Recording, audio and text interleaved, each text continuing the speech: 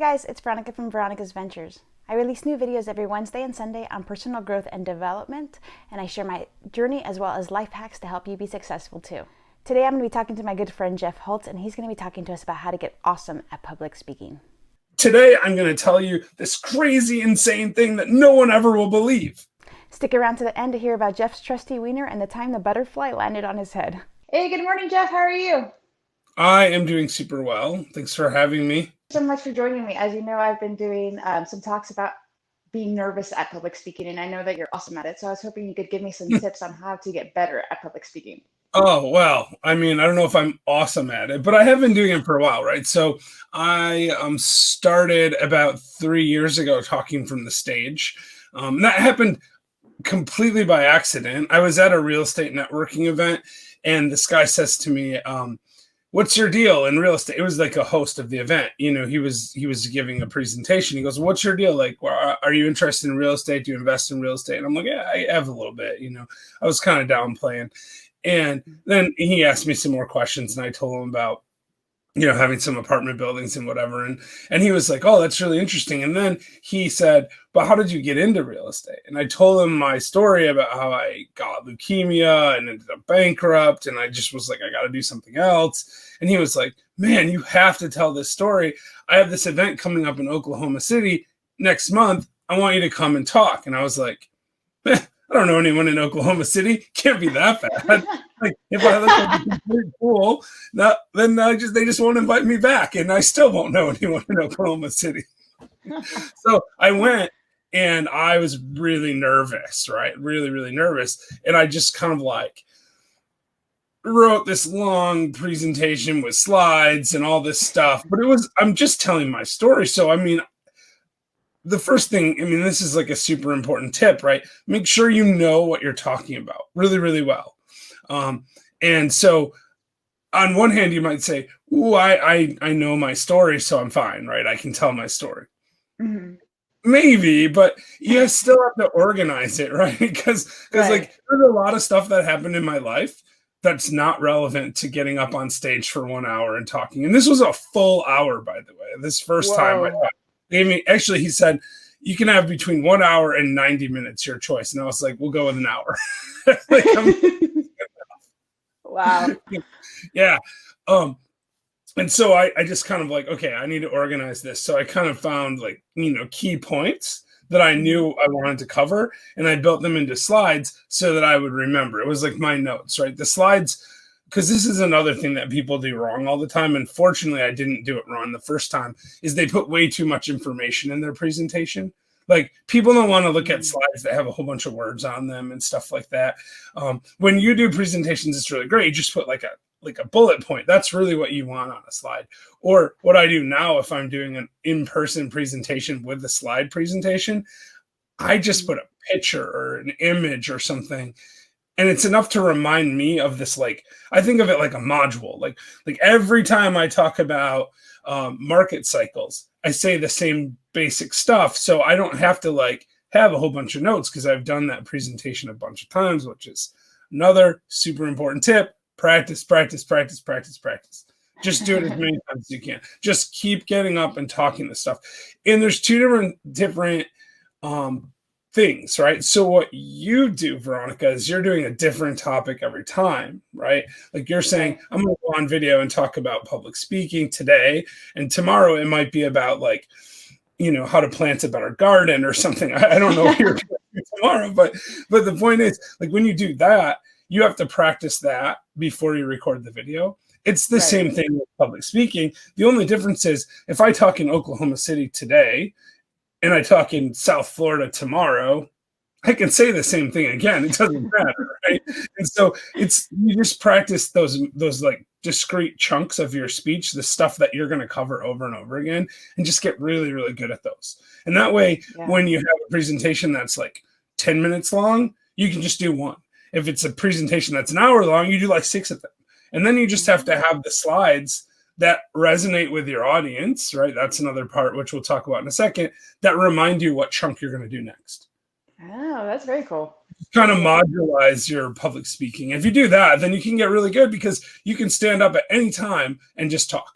and this is really helpful too, because then you get a reputation as someone who can speak in front of a crowd, and you'll be like sitting in a crowd, and someone will be like, man, a speaker didn't show up, and they'll look out in the crowd and they'll see you and they'll be like, we're going to have Jeff come up and speak. And you're like, oh man, what should I talk about? And then you're just like, okay, we'll go with module 6. And you have to have some stuff that like resonates. That's what I was saying. So like one of my modules is about getting sick, right? So what I put on the screen when I talk about that, if I'm going to use a slide, is the needle they use to diagnose my like do the bone marrow biopsy. It's super scary. It's like, you know, this long or something. It looks terrifying. I've seen that slide on one of your presentations. Yeah, and I'm just like, does anyone know what this is? And no one ever does, unless they've already heard me speak, right? And that's it. That's all I need to put on the stage, because it's like it creates this focal point. And so that's really helpful. Another thing I did in Oklahoma City is I was really nervous, right? And I was getting mic'd up, and I was like, oh man, what am I going to talk about? And I started thinking about the advice that people give, you know, like visualize the crowd in their underwear or something like that. That doesn't work for me at all, just to be clear. 2 reasons. 1, it's dumb. 2, like I'm aphantasic. So aphantasia is an inability to visualize. So like I can't actually visualize people. Like it's impossible. Like I don't have mental images in my brain. So if I close my eyes, I don't see anything. Right. And when I'm looking at you, I see you. That's it. Like I can't like make, you know, a unicorn horn on your forehead or something with my brain. So like the idea of doing that is just silly to me. But what I do now is, if I'm nervous because it's an important presentation or a big crowd or something, is I think about the very first time that I ever spoke in public, which wasn't actually Oklahoma City. It was my graduation from law school. I got voted by my class to be the graduating class speaker. Wow. I get up in front of this crowd and I got to like give a speech. And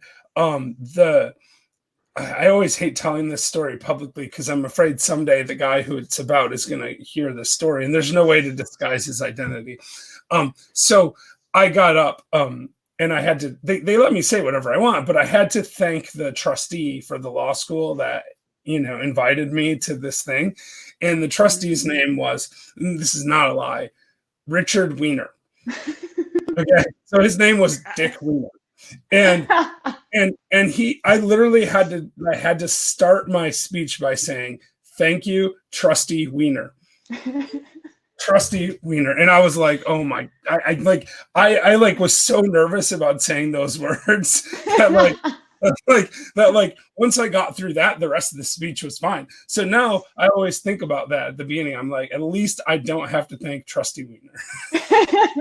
That's my version of, you know, visualizing the crowd, you know, in their underwear or whatever. It's like, if I can just do that, then we're good to go. So awesome. Yeah, so that's sort of like, those are sort of my things. And then the other thing I did there is I had talked to someone in the hallway about, he was just talking about Star Wars or something. And then he did a lot of public speaking, and he said, you know, if you want to really make this fun, you have to try to like work in an inside joke. And he's like, so I think you should talk about Star Wars from the stage. And I'm like, I don't know anything about Star Wars, really. Like, I'm not even a big Star Wars fan, right? But I'm like, okay, I'll see what I can do. So I just get up and I tell this story about Trustee Weiner to sort of settle my nerves, which I don't even tell the story now when I'm doing it. But like then I was like, it could be worse. I'm like super nervous, but it's not as bad as the last time I did this. And I told that story. and then I said, oh yeah, and Star Wars.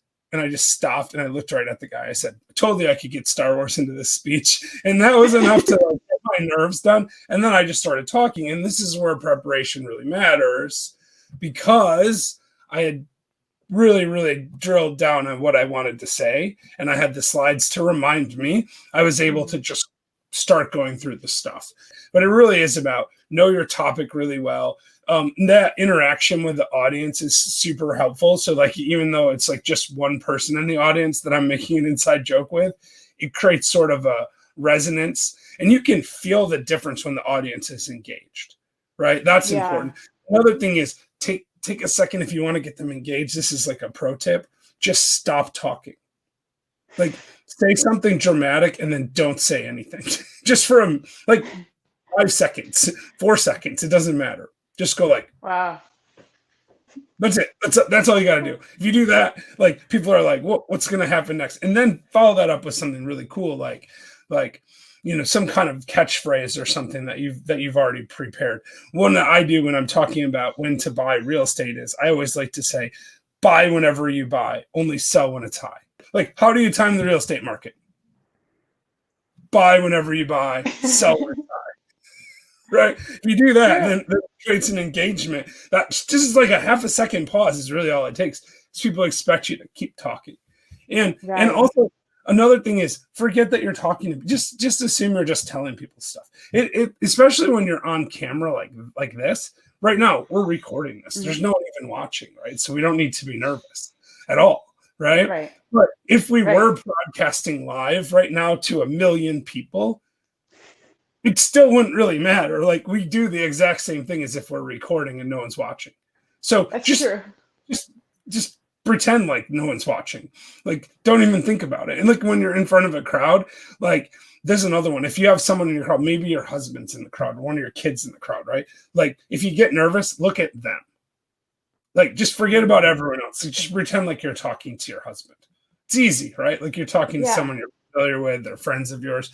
And then the other thing is, too, when you do get up on stage or when you get onto a big platform and people are, like, showing up to listen to you, it's really easy to, like, just think to yourself, these people really want to hear what I have to say. If they really want to hear what I have to say, then I don't have to be worried about what I say, because whatever I say, they're going to be like, wow, I really wanted to hear what Jeff had to say. I really wanted to hear what Veronica had to say. So that's an interesting twist on it. Yeah. So it's really just that. Know your topic, know your audience, keep the purpose in mind, know what you want to say, right? And then just organize it and then have the visual aids and you're done. I mean, that's it. Just practice it over and over again. It's a done deal. So now during COVID, while you're doing everything virtually, is there anything that's changed for you on how you approach it?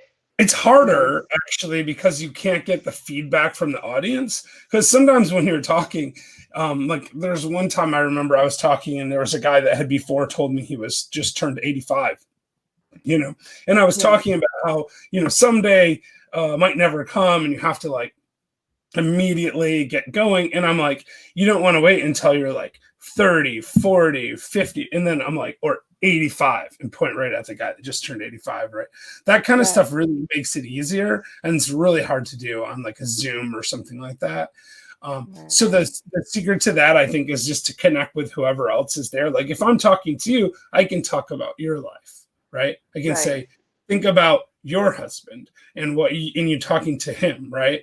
That helps. But if I'm just like, you introduce me and you're like, hey, here's Jeff. He's going to tell you about public speaking. And then I just got to talk about public speaking.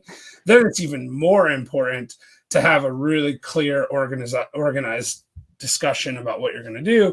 And then if you're using visual aids in that scenario, you have to make sure that they're really compelling, because you can lose audience really fast because it can just click away. Like when somebody's in the room with you, they're not leaving usually, right? Unless you're really boring. They're up and leaving. But when you're watching on you go 5 minutes and they can be bored and walk away. Like you stand up in front of us on the stage and talk for 5 minutes, it goes super, super fast. Right. Yeah, that makes even sense. To the audience, but watching a video that's even a little bit boring, you just walk away. So like with videos, really, really important to start with something really compelling. And you see people, the best videos that you see are always like this. They're like, today, I'm going to tell you this crazy, insane thing that no one ever will believe. And they don't tell you what. Right? And then they're like, cut commercial. I'll tell you about the time I was picking dandelions. It doesn't really matter, right? And then I saw a butterfly, and it was really cool. I'm like, but people stick around to hear that. Like, what's the crazy, insane thing? And then the butterfly landed on my nose. Okay, now that's my crazy, insane thing that happened. And it could be like 5 minutes later, and it's fine. But you really when I enter this video, I'm gonna be like, wait till you hear what Jeff said. Yeah, I mean, and it can be something really. It doesn't even have to be the crazy, insane thing. It can be like when you intro it, you can be like, make sure you stick around to hear about the butterfly that landed on Jeff's nose. People will be like, what? He's going to tell us about public speaking and the time a butterfly landed on his nose. Which, by the way, never actually happened. So if you stuck around for that, Veronica lied to you. Totally. Sorry, guys. Any last closing tips? Don't be nervous. I mean, I know that's easy to say and hard to do, but the reality is, like, it's just talking. And every single thing that we do is public speaking. Like, you never, unless you're insane and are talking to yourself in a dark room, every time you talk, it's public speaking. Right now, this is public speaking. No one's watching, just me and you right now, because it's one-on-one and we're recording in advance, but we're still speaking to the public. You're a member of the public in relationship to me. You go to the grocery store and they say, you know, do you want anything else? And you say, yes, that's public speaking. So you're in public and you're speaking. And really, it's a matter of degree after that. So you're really good at public speaking already. Ah, see? Way to reframe it for me. Thanks. That's actually going to help. No, thanks so much for having me on. And, we'll come back and talk about whatever you want, anytime you want. Thank you so much for joining me, Jeff. Okay, let's recap what Jeff said. First, know your material. Secondly, organize that material into key points.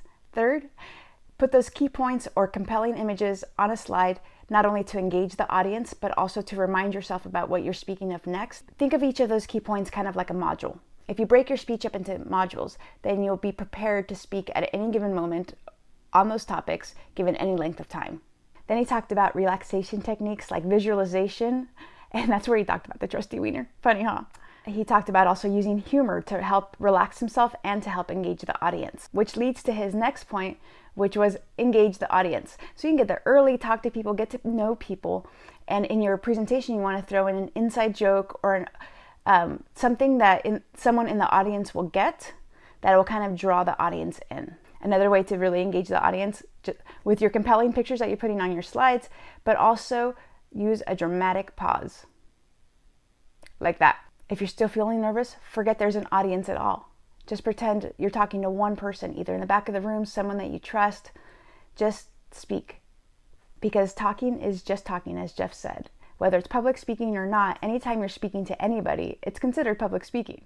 And of course, remember that those people are there to hear you talk. So you don't have to be nervous. They're there to hear you. They want to hear your message. Just have a conversation. So I hope you enjoyed today's episode. If there's any topics that you'd like to see me cover, please comment below or send me a DM. Don't forget to find me on YouTube, Instagram, Twitter, and Facebook, and also at veronicaventures.com. See you next time. Bye.